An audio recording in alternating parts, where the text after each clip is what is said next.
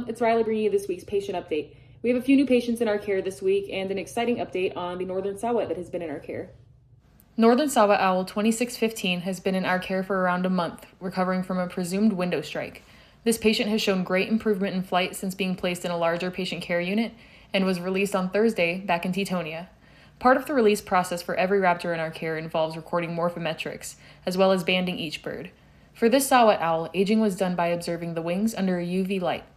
Some species of owls, such as barn owls, barred owls, and saw-whet owls, produce a substance called porphyrin. This is an organic, light-sensitive pigment that fluoresces under UV light. As owls age, they do not replace all of their flight feathers at once. With this mixture of older, non-glowing feathers and the glowing new feathers, we were able to age this patient as a second-year adult. In addition to our last patient, we have also received the first hatch-year bird of the year in our clinic. Northern saw-whet owl 2625 came to us from a ranch in Jackson, Wyoming, found grounded next to the road and covered in ants. Upon intake, the patient was unable to stand with swollen raw hocks. This patient also arrived with an empty stomach and was very dirty on the stomach and legs. After a few days of feeding and treatment, we have seen great improvement and the patient has been perching and flying on its own.